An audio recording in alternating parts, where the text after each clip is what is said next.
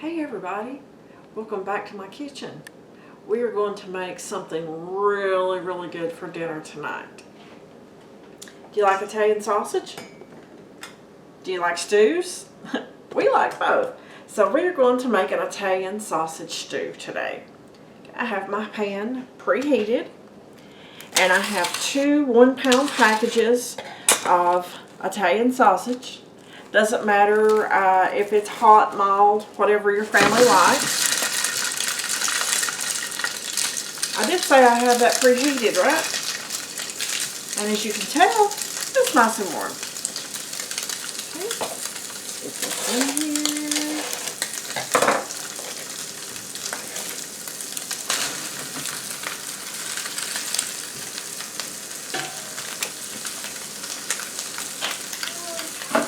There we go, we hit them.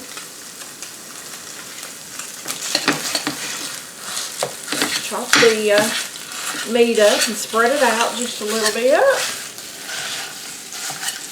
What's your all's favorite way to eat Italian sausage? I think mine very well may be this stew. Oh, I do like it on pizza. I like it in spaghetti. So there's lots of ways. Okay. I've started to break that up. I have some onion and some celery chopped up. Folks, I'll leave the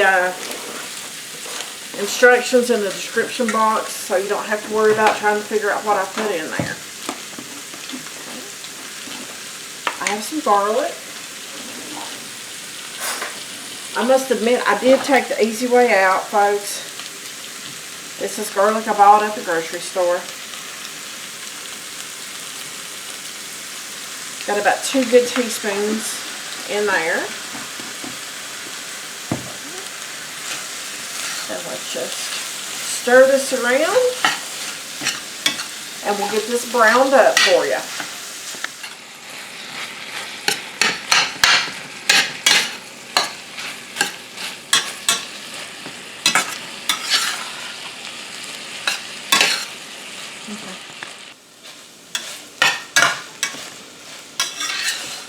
Okay, I have our Italian sausage browned and drained.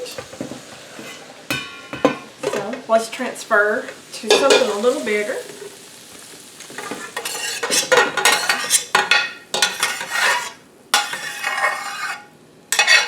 Oh man, it smells so good.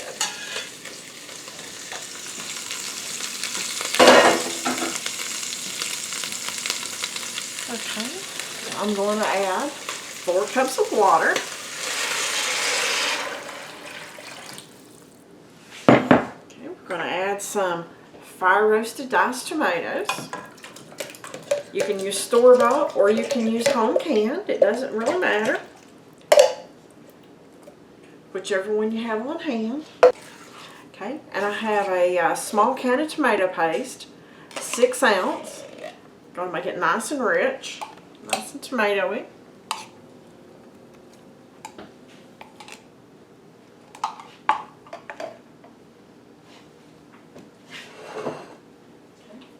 I have some beef bouillon seasoning. I have some ground black pepper and just some pink sea salt.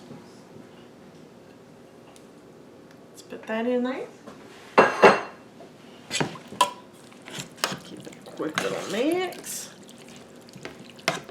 Now I have my heat on a medium-high heat, so that's going to come up to temperature pretty fast.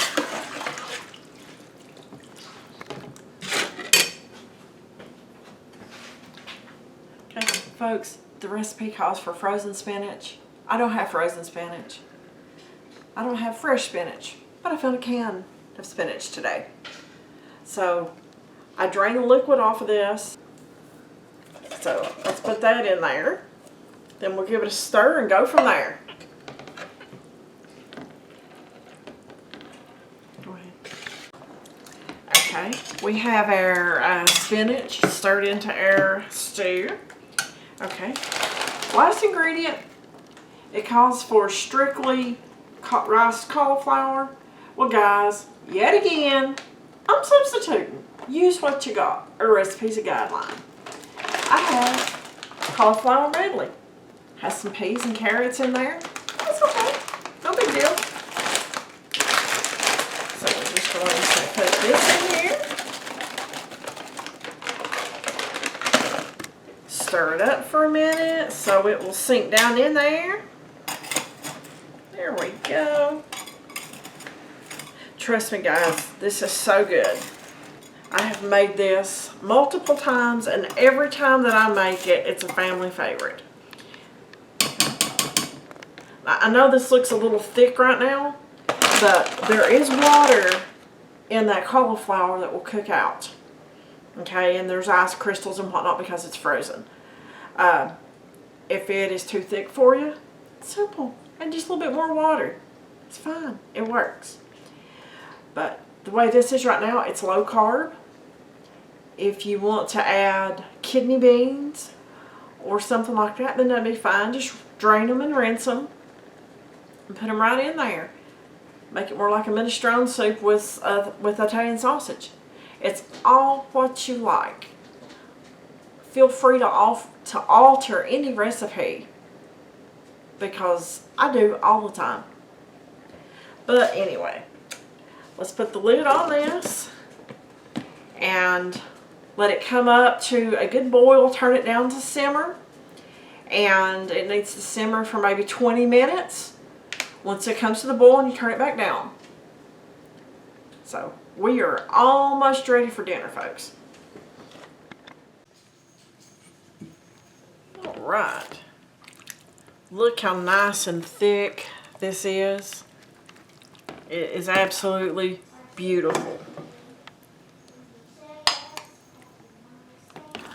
This is a fantastic hearty soup that will keep you full for a long time.